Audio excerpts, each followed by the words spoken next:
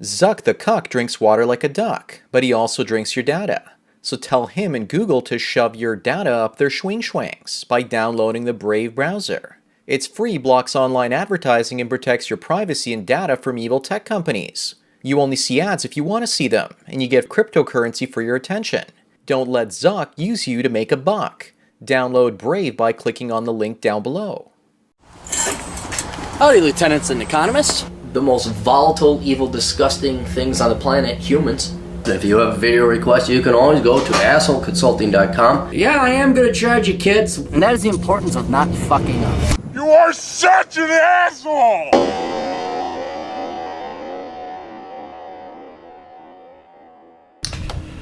Hello, children. And hello, Aaron. I would like a video response. No need to leave me anonymous. I'm a disenfranchised millennial whose letter you read on a podcast. That's episode 242 with John Steele and Chad Elkins. I mentioned Maxim magazine and how men were promised girls who could look hot wearing tool belts, but we got tatted up fatzos instead.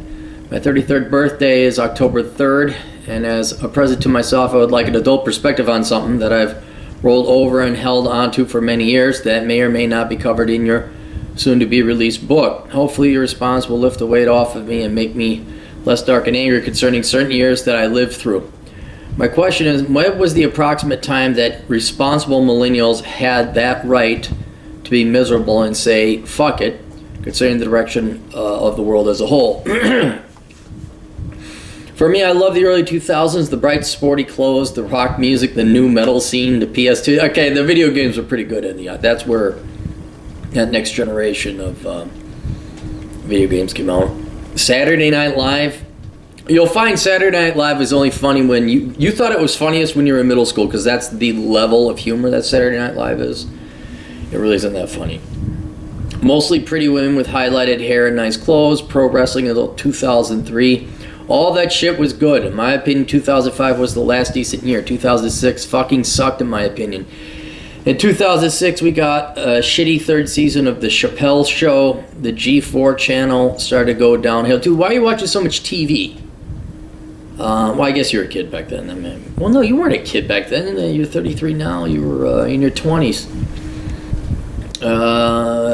When they put on a show about a snowboarding lodge, and that changed other things. South Park jumped the shark with season 10. Rihanna, Fergie, the Pussycat Dolls, emo rock also became mainstream popular, particularly My Chemical Romance's Black Parade CD. Yes, a CD about a dying cancer patient. I want to listen to this on my way to work. Dude, apparently you don't remember all of grunge, which was all we're all dying and emo and let's wear nylon on our arms and kill ourselves. I bet you've never heard of the song Teenage Suicide, Don't Do It. That's obscure. I'll see if I'd be real curious if anyone gets that one. Also, people thought it'd be a good idea to wear trucker hats with wife beaters. I could go on, but the main thing was the housing market problem started to surface and online gaming was taking off with the release boxes of Xbox 360, PS3, Wii, and World of Warcraft was becoming big. Video games had gone from being a hobby to a sport way of life, which turned me the fuck off completely. Also, by this time, almost everyone had a cell phone. Yeah, that's where the smartphone stuff started happening, and video games kind of went away. 2007 brought us a lot of the same type of declining entertainment. However, noteworthy this year were the movies Juno, oh my God, I saw bits of it, Superbad and Knocked Up being released. From this, the world got introduced to a whole new flavor of lame in the form of passive-aggressive stoner douche, hipster underachieving male and female who just happens to shop at a really shitty thrift store. So Seth Rogen, there was a giant confirmation of mediocrity as being cool and acceptable from this, and the whole fucking self-loathing nerd trend began. Whereas before people actually tried to look sexually attractive, I started to notice the hipster way of dressing popping up more and more in public. Yeah, that happened. 2008, we had a housing crash and rallying for the Obama presidency. Clothing and like everything else was still lame and leaving a bad taste in my mouth. 2009, Obama was sworn in. Virtue signaling becomes a thing. Oh yeah, that's where the privilege and the virtue signaling and your modern day thought police occurred. As people are quick to throw the "you're being bigoted and racist," yeah. that anyone who questions any group of non-white males as we spring towards post-racist America. Meanwhile, like 4 years ago, all the white people would lose their shit and start dancing to Get Low by Lil Jon, but America was still apparently a group of hardcore racists and bigots. So by 2009, we had a group of self-loathing, anti-social tech fanboys who were ready for change. This is also when I told my friends the SJW bullshit really started. I watched all of the above happen like a very slow motion car wreck and hated every year more than the last one. I could also keep bitching about why I hated Justin Bieber, Lady Gaga, Jersey Shore, the Twilight. You watch way too much media, dude. Way too much media. The Twilight movies and every fucking good movie franchise getting remake around 2010, but I want to stay focused. Good, because you weren't rambling before. What may also come up is I was 18 to 21 in 2005 to 2008. I graduated from high school in 2005. My parents got divorced the very same year. My parents are also pretty big jerks. Afterwards, I took off for a year and saved money before going to school. I went to school for a few months, found out my major was stupid, and quit without loans because I paid everything out of pocket. I'd also lost my virginity and had been having a lot of sex with my then girlfriend, but that couldn't make the mid to late 2000s cool. Then I found a high-paying factory job and bought a house to get away from living with my dad in 2008. So I was 100% trying to be objective about why I hated certain years above without bringing my personal life experiences into it. Sorry for any grammatical errors. I'm in a library with people talking around me. Yeah, it's ironic how in library everyone talks. Best of luck with the new book and keeping your health matters in check. We're all rooting for a full recovery, Aaron Cleary. Jesse. Well, thank you, Jesse. That was long, but yeah, I don't want to update my health situation until I know, because there's no point in doing drama, but I'll inform you guys as needed. So, all right, you just barfed out all this other stuff. The problem with your barfing out is not that it's just barfed out and you cite pop culture predominantly.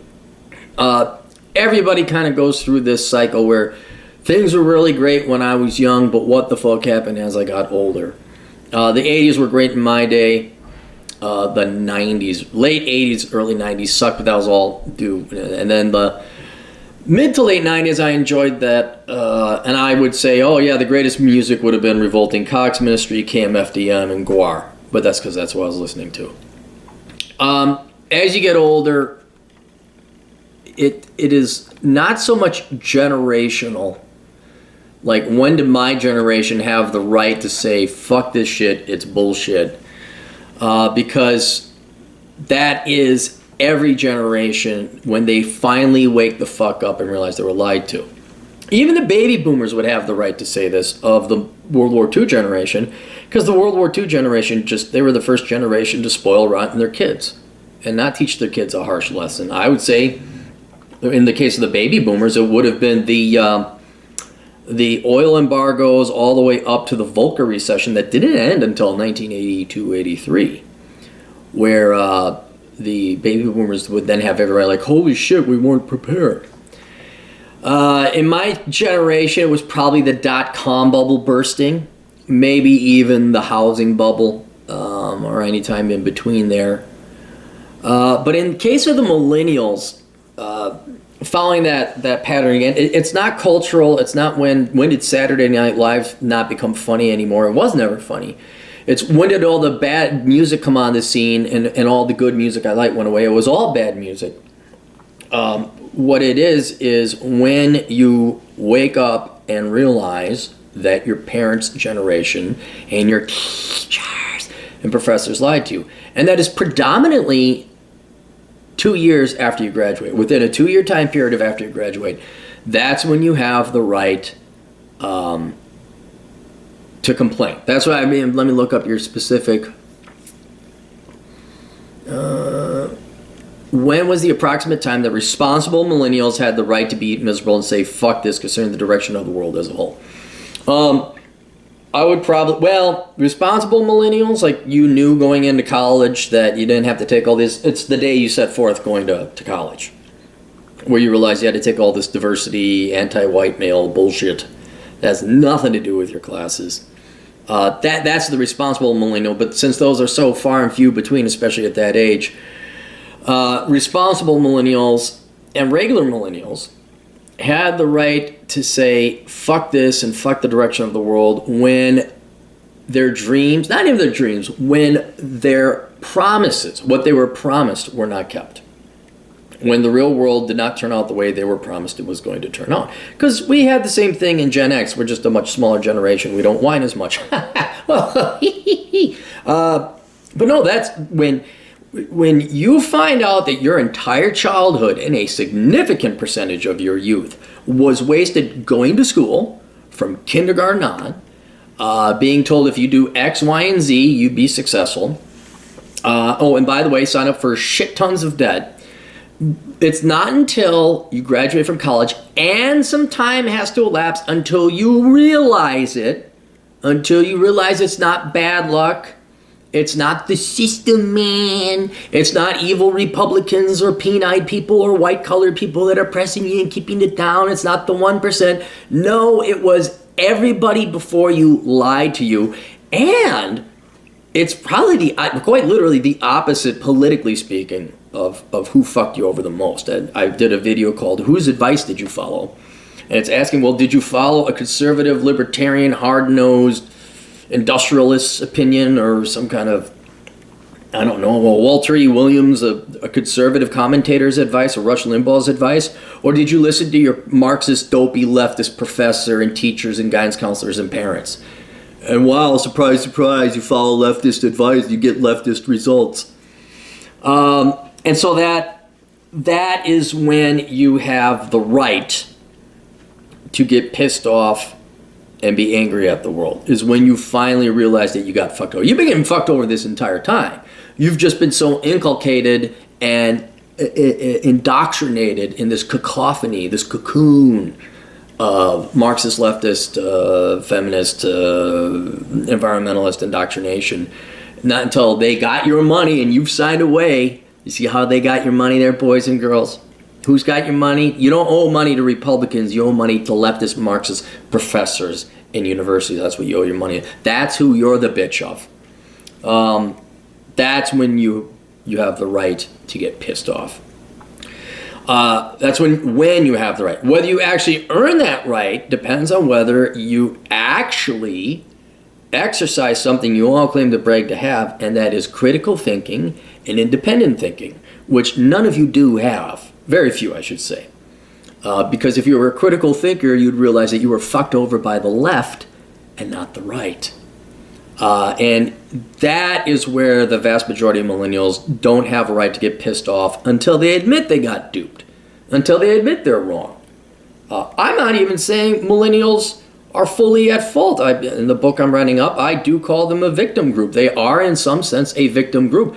But I am not going to have any sympathy with millennials until you knock it off with the, we're the most educated generation in the world and we know more than you. Fuck you. You're the most impoverished, indebted, loserish, living at home-ish, pathetic generation there is. Don't tell me you have any intellectual authority or independent-mindedness to lecture the rest of society that actually has managed to support itself this entire time. And so, as long as millennials, or any generation, realizes that they've been lied to, once the fake support, once college is over, okay, which is high school version 2.0, once you march down the graduate and you're dumped out into the real world and you realize nothing you were promised by the left, starting from your kindergarten teacher to your last professor, not one thing was delivered to you that they promised, you have every right to get angry. But I would almost say you have not earned the right to get angry until you admit that you were wrong, you were lied to, and they're wrong. And going forward, you might want to think about changing your political party. I'm not saying you have to vote Republican, but you don't vote left anymore. You know, that's then you can find out everything that's wrong with the world, really. Not just, oh my God, the people over in this country, it's like, how about a generation that just got totally fucked over for $1 trillion in student loans? Maybe that's who you gotta go fight. So yeah, dude, basically it's a year or two, and it takes you that epiphany time to wake up and realize, oh shit, we were totally duped, we were totally lied to. And that's when you got the right to to get pissed off. The rest of it is just shit. I mean, we could, the baby boomers, you know, you're talking about what? My Chemical Romance. I'm sure the baby boomers could talk about The Doors, and Gen X could talk about Alanis Morissette. It's just different time, same people. So, all right, there you go. Questions, answers, links down below. Go visit assholeconsulting.com. Check out my books, Bachelor Pad Economics. In this particular case, Worthless, Young Person's Indispensable Guide to Choosing the Right Major. A lot of books in the links down below that would have saved you millennials, but it's too late for you now. It's gonna be Gen Z we're gonna try and save now. So, all right, that's it. We'll see you guys later. Toodles.